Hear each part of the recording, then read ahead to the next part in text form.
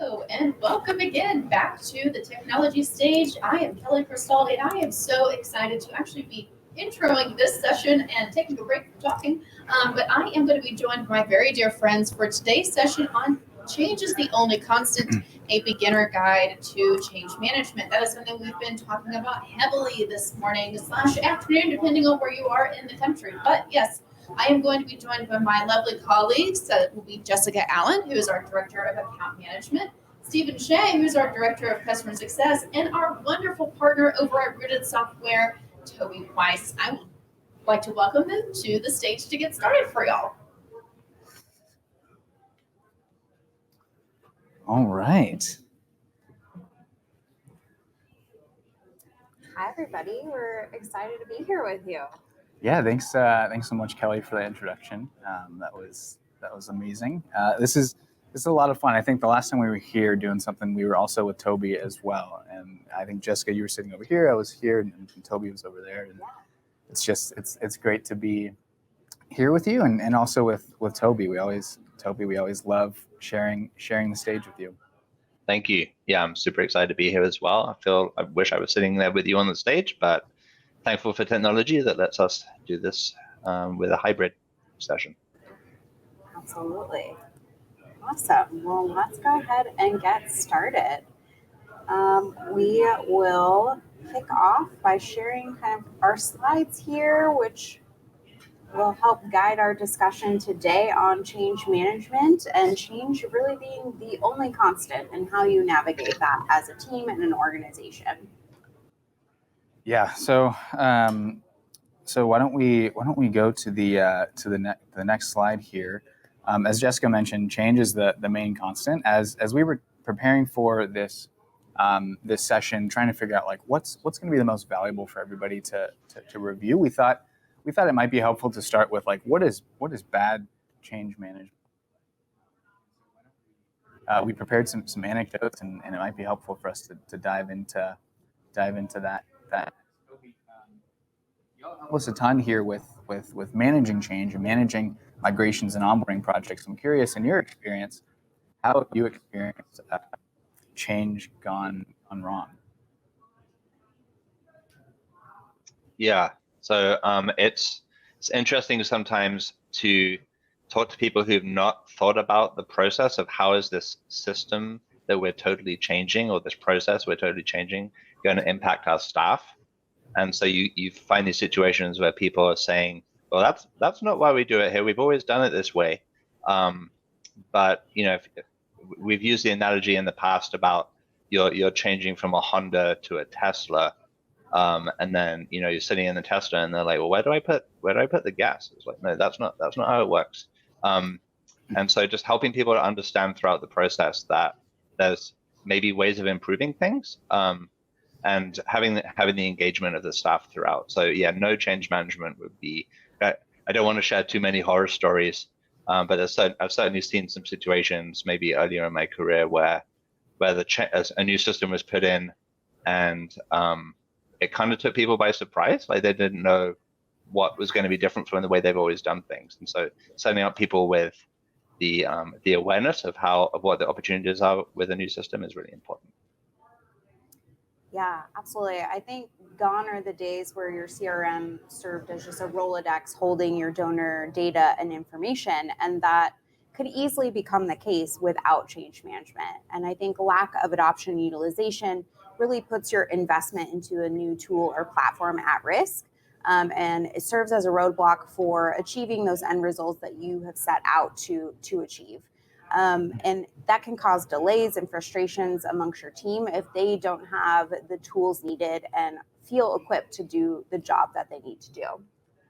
Yeah, I was thinking about this question and like, what does bad change management look like? Why is change management important? And my mind went to kind of like a non-software change management. I started thinking about, so in my personal time, I love to mountain bike, like just going down a mountain at like 40 miles an hour, like you might fall off the bike, like love it. I'm just an adrenaline junkie, like that's my thing. Don't know how to ride a motorcycle though at all. And they're similar in that they're bikes, but like if I'm thinking, hey, I can just jump on this motorcycle and ride it because I know how to mountain bike, it's not going to go very well.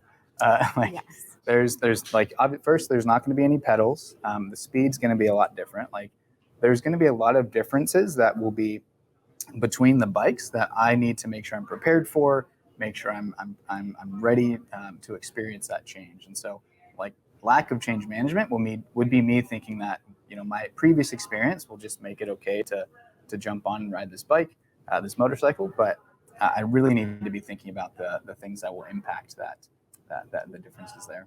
Yeah, that could be very dangerous if you're not properly prepared to jump on a motorcycle. We do have a quick poll that we wanted to push out to our attendees today, just to kind of get a pulse check of, have you gone through a significant platform change at your organization? Is this something you're familiar with, or is this kind of a new concept? Maybe you're preparing to do that now, and that's why you're tuning in today.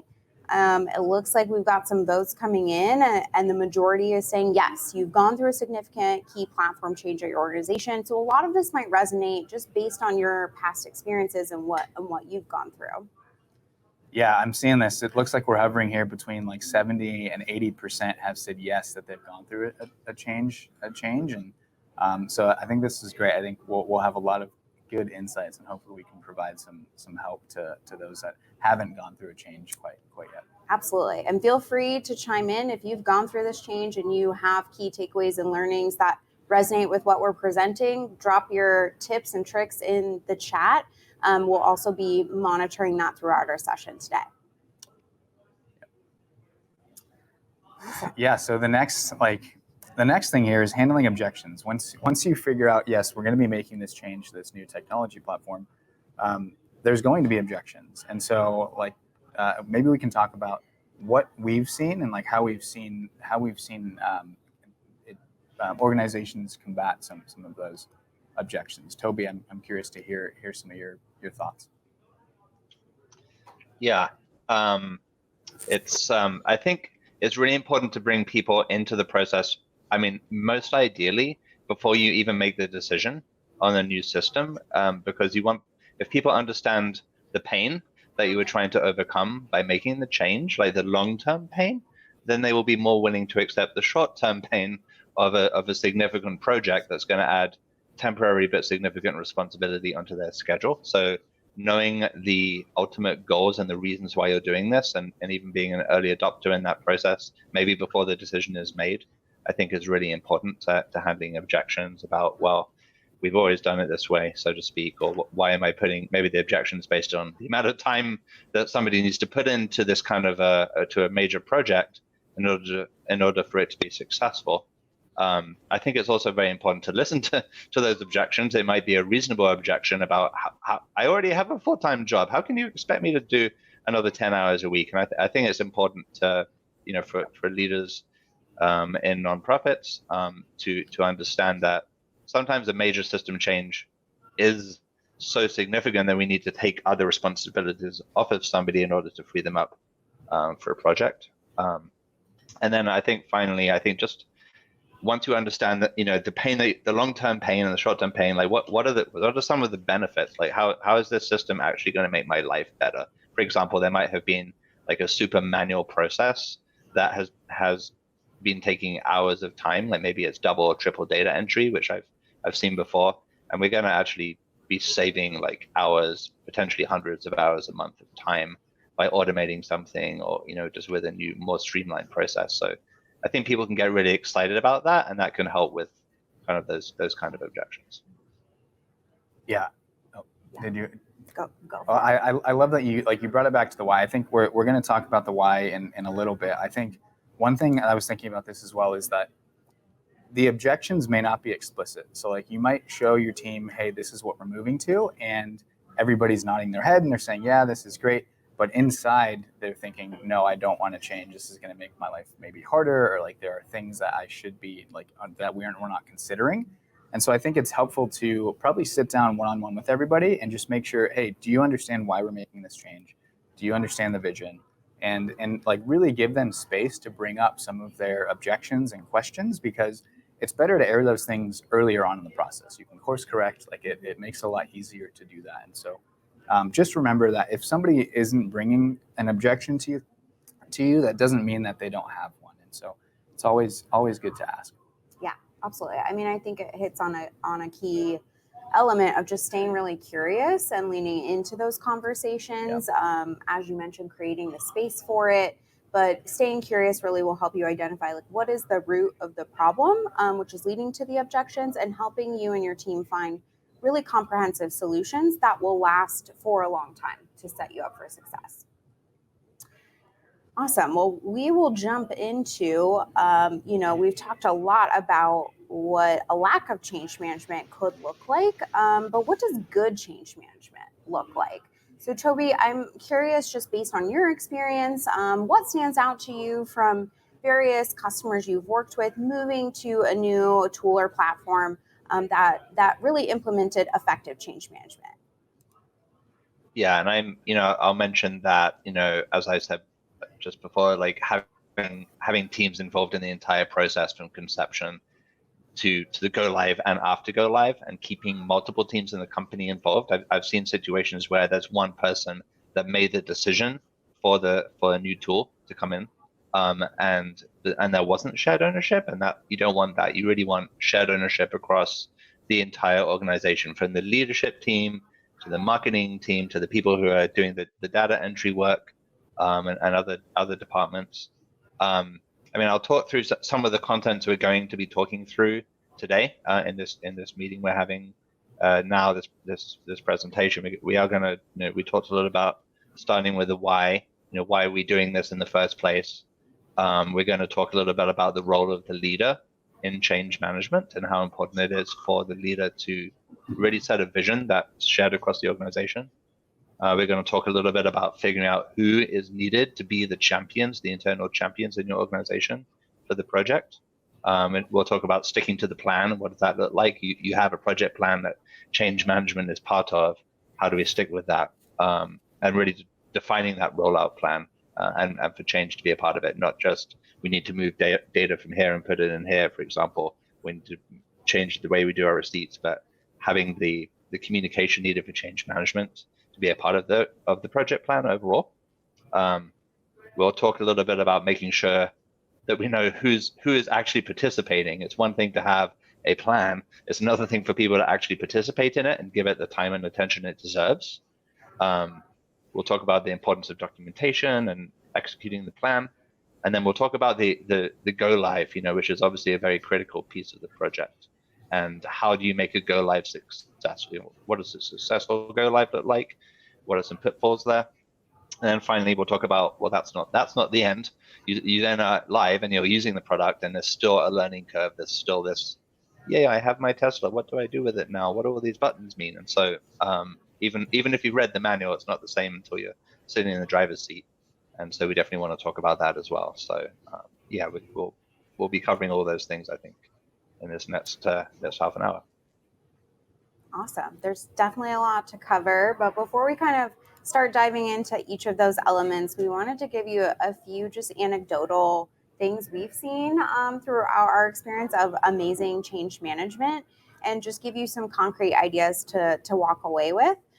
Stephen, I'll pass off to you. Yeah, so I was blown away by this. I was talking to a customer a few weeks ago, and they were telling me, we were talking about training and rolling out the training plan for using the system, using the product. And what they did was they created an internal Jeopardy game by themselves. Amazing. We have Virtuous. We have what's called our academy. It's where you can go to learn about the platform. And so what they did is they all went through it. They had an assignment to do it, and then they came together and played this game. And so they made it fun. They made sure that the users were engaged and that they were also learning. And I thought that was just an amazing anecdote of very, very solid change management.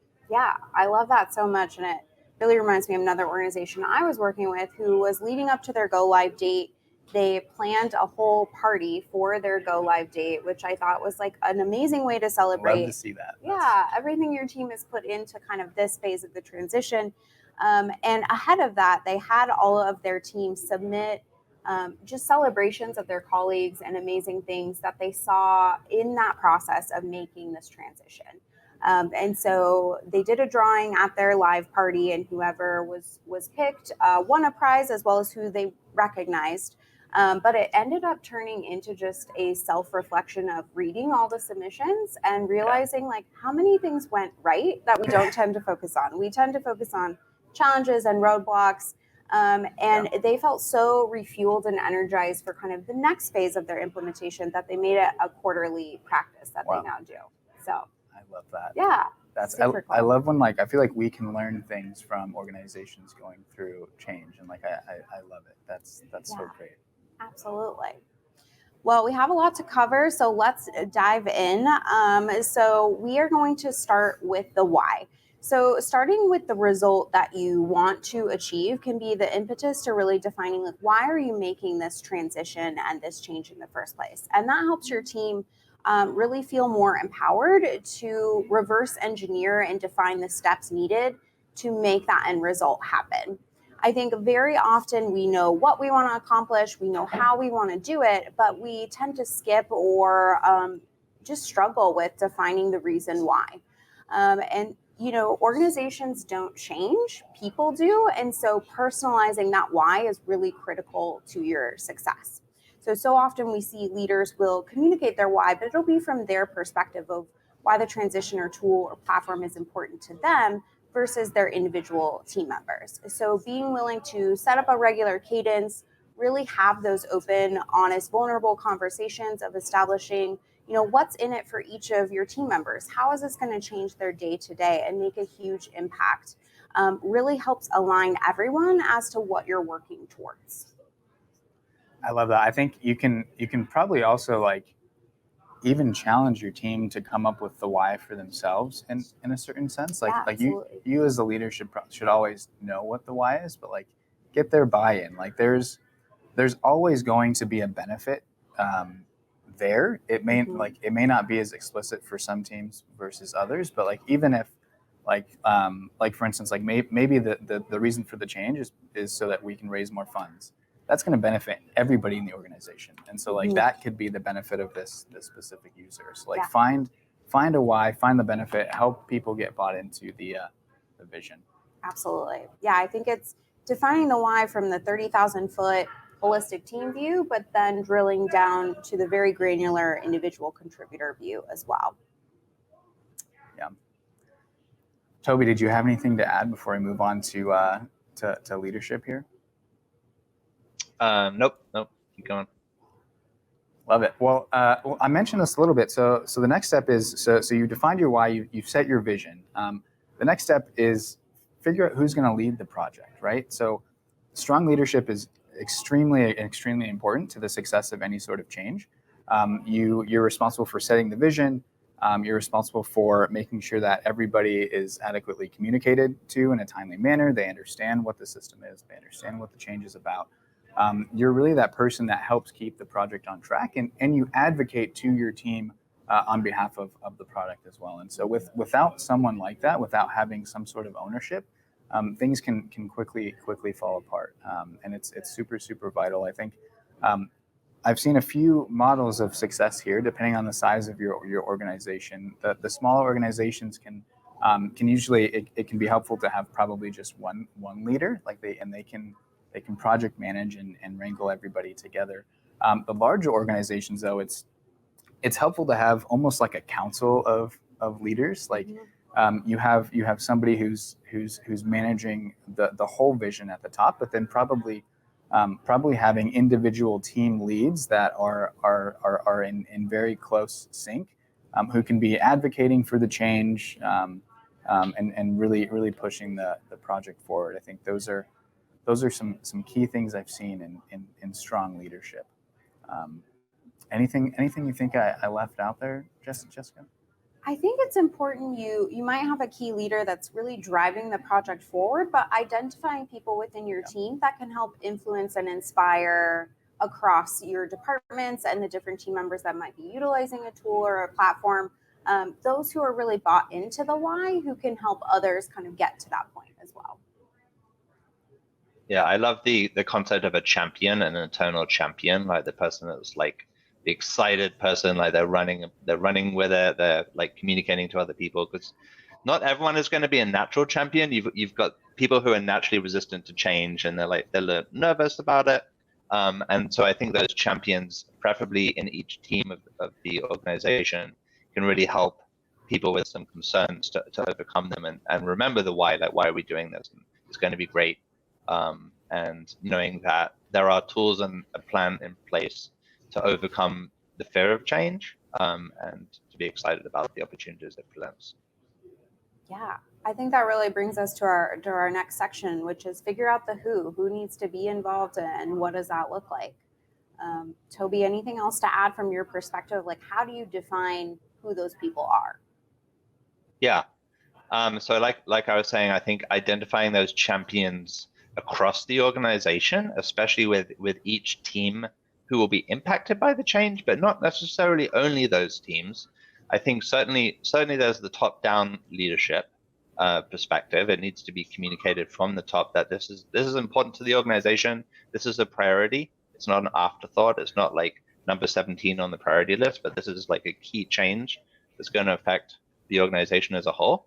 And then having champions across departments. I think it's important to consider who is affected, adjacently, like just because the person who sends out receipts is affected, that may affect some other teams as well. It may, for example, affect people who deal with the way that people respond to gifts generated by receipts. And I think it's important to keep in mind that these champions across your organization need to remain champions throughout the process, from, like I said, project conception, kickoff, throughout the project plan, training, go live, throughout the process and after go live, they need to remain involved. And I think that job of champion needs to be recognized and appreciated and encouraged to exist.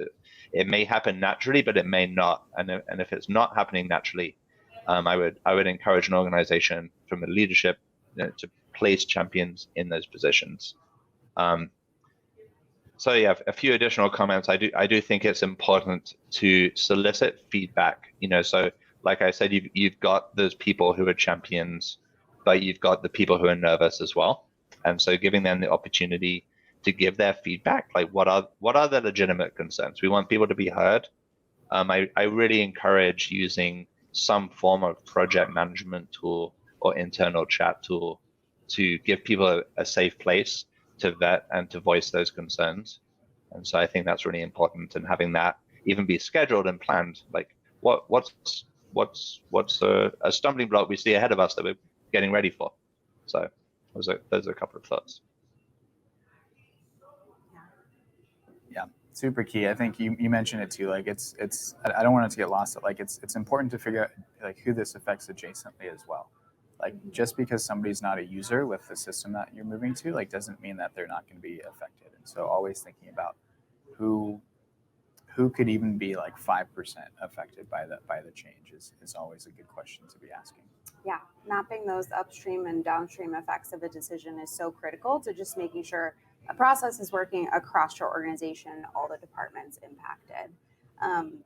I've seen a lot of successful organizations leverage some type of survey tool. So being able to push regular surveys throughout the process, gathering feedback from key stakeholders really helps to equip them with kind of insights and visibility to make adjustments along the way.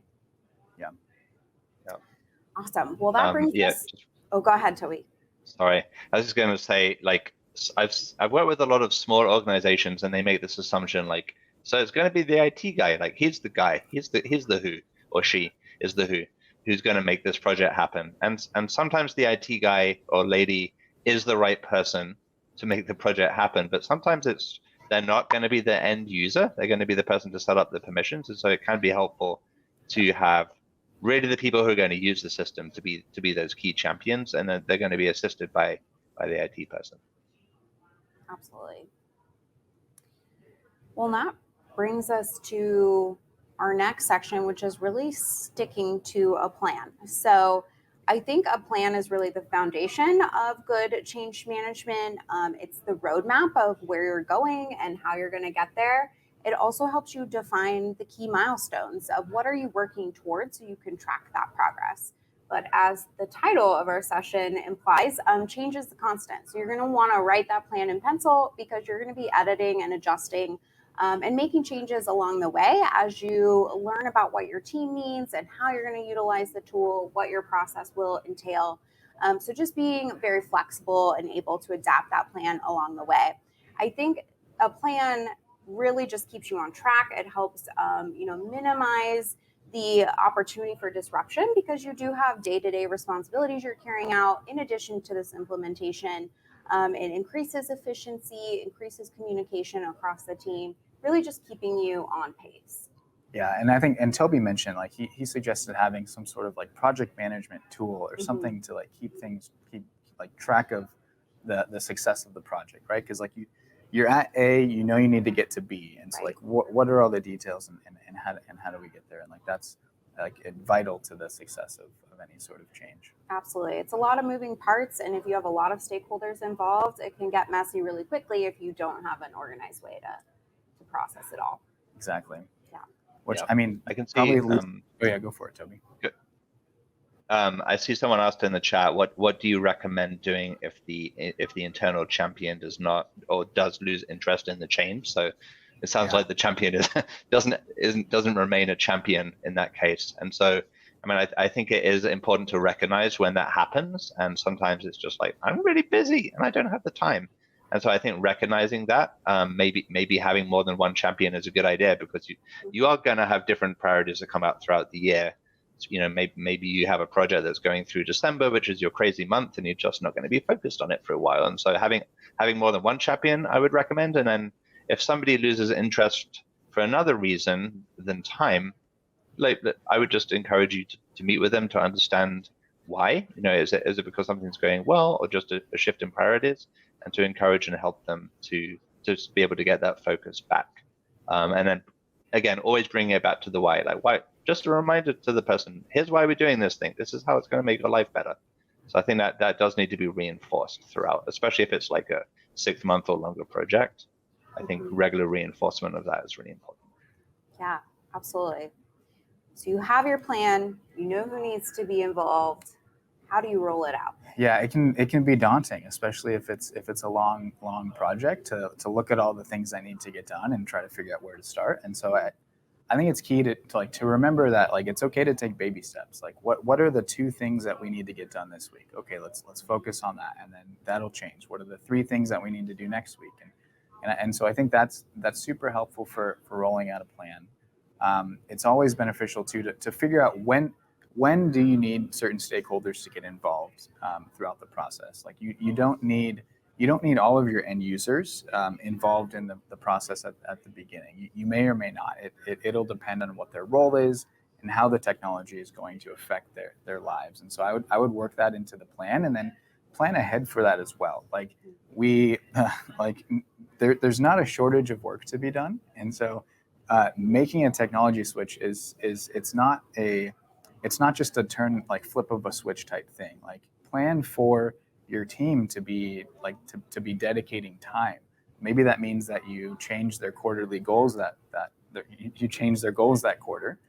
Maybe it means that you shift work from one place to somewhere else. That way they have time to execute and to roll out the plan. Yeah, I think too, building in some sort of incentive and rewards for reaching certain milestones and kind of planning out how do you keep your team motivated and encouraged as they're navigating this big transition. Yeah, that's super key. Like they celebrate the wins. I think we'll bring it back to this a few times, but going back to the anecdotes from the beginning, like when you celebrate the wins and look at the things that are going well, it helps motivate the team to continue moving forward. And so that's very helpful. Awesome. So I know we kind of touched on this at the top, but who's genuinely participating in the process? We've identified how do you find the who, but then how do you encourage them to actually get involved and participate? Toby, we'll pass it off to you for some insight there. Yeah. Well, yeah. Again, I don't want to tell horror stories, but I've seen these situations where somebody says they're participating, they're invited to all the project meetings. They don't necessarily show up because the reality about them is they're just waiting for it to go live and solve all their problems. and they're not really giving the time throughout the project to be involved, to give their feedback. And what happens then is you go live and then they're like, well, what about these 12 requirements? And they're like, oh, that was in the meeting 6 months ago that you didn't come to. You don't want to find that out at go live. You need to make sure that people are participating throughout the process. And I have seen that story happen, unfortunately. So I think it's very important to hold people accountable to their commitments. And if they're just not able to it, let's call it a spade and maybe put somebody else in the position, or maybe take something off their plate so they can participate. But from the requirements gathering at the beginning to the training, and then through the actual process of setting up your business processes in the system and transitioning to use it, I think the accountability is really important to make sure that people are staying involved. That is going to mean that the managers of those people who need to be a part of the project need to assign the available time for them to work on it. You cannot expect the project to go totally smoothly and people to participate if their normal 40-hour-a-week job is still there. And so something's got to give somewhere for them to put in the necessary time for the project to be successful. You don't want to wait for go live until they start to participate. And so I think, just identifying who those stakeholders are and keeping them accountable to be involved, from their supervisor keeping them accountable. It's very, very, very important.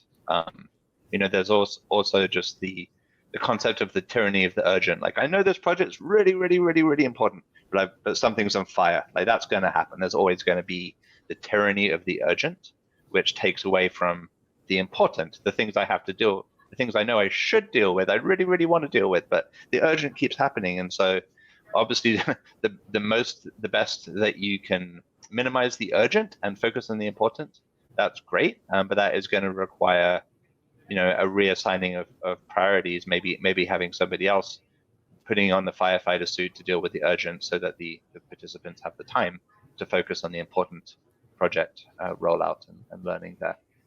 So I think, the way to start all of that, because that's daunting, and I would imagine, a nonprofit saying, "Well, that's all well and good, but we have a limited number of staff and we're already busy. How do we do that? Like, how do we try and squeeze more out of the 40 hours a week and the staff that we have right now?"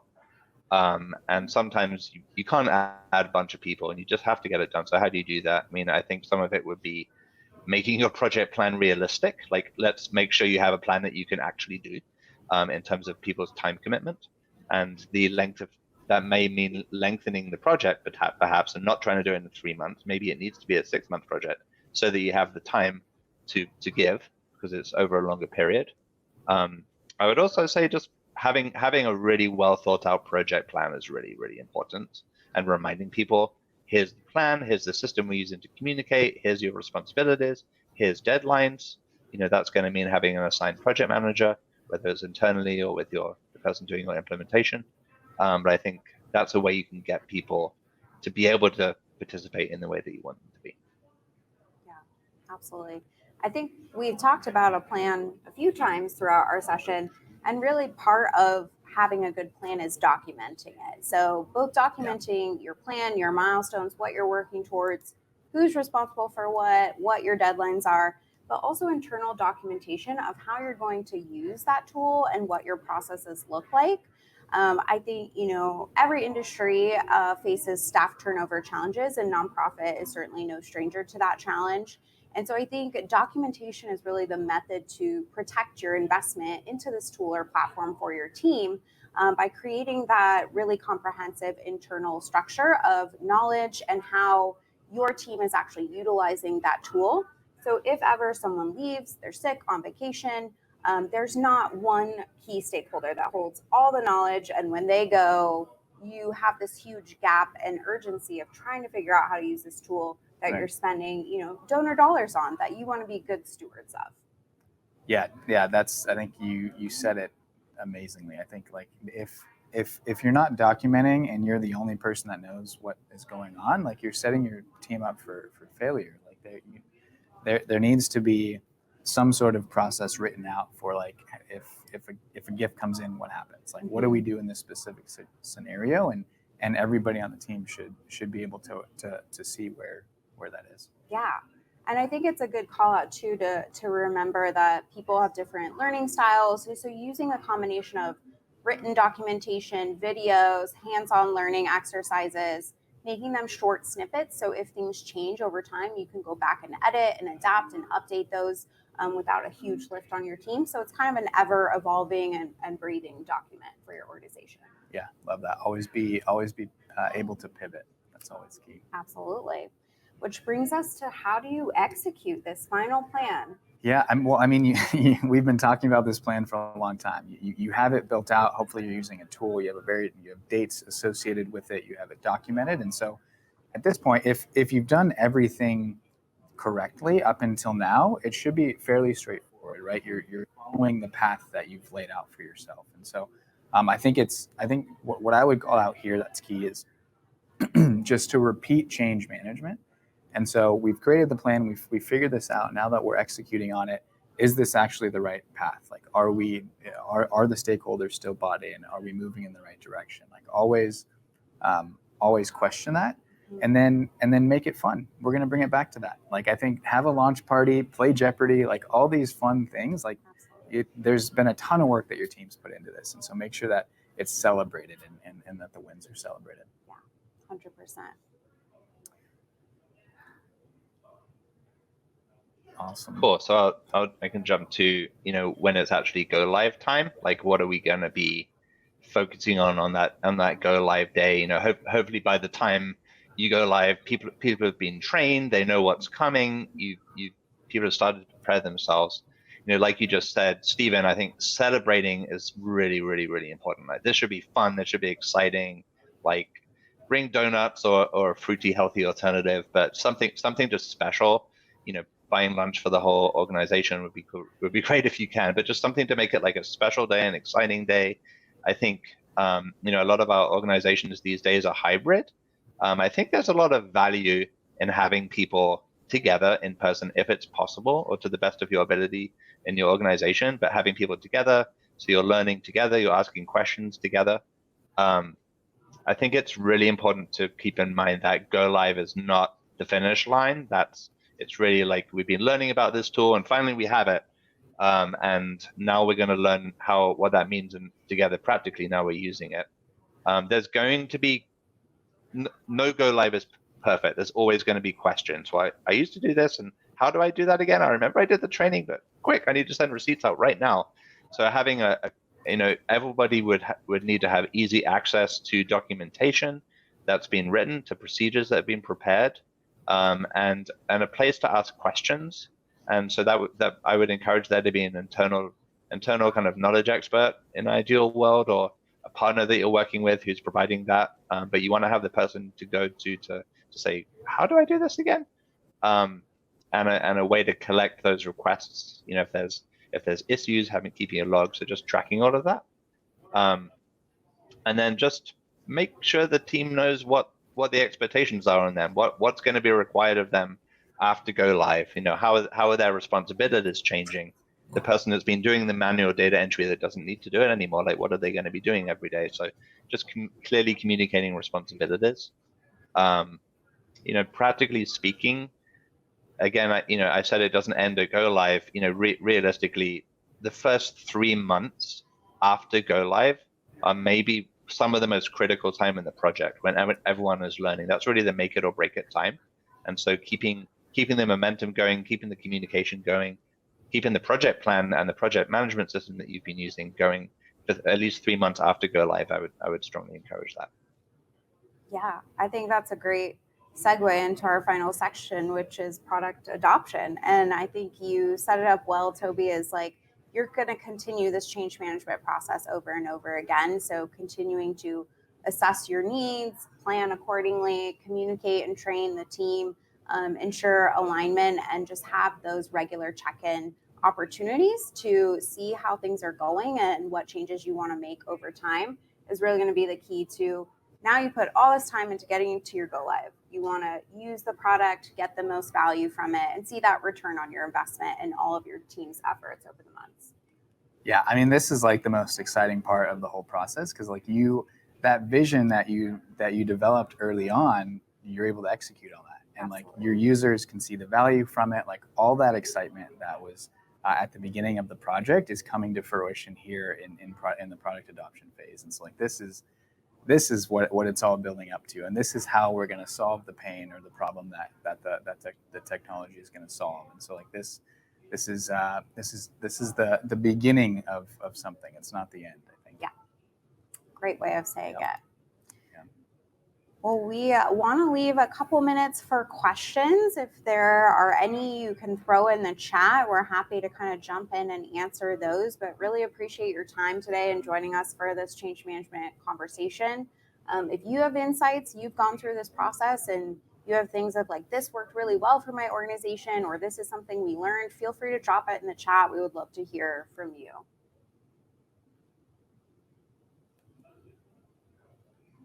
Love it. Yeah, I think we're looking here. I'm not sure if I'm seeing any. That's all right. We Anyone's- answered all your questions. We solved all your Solved it problems. all.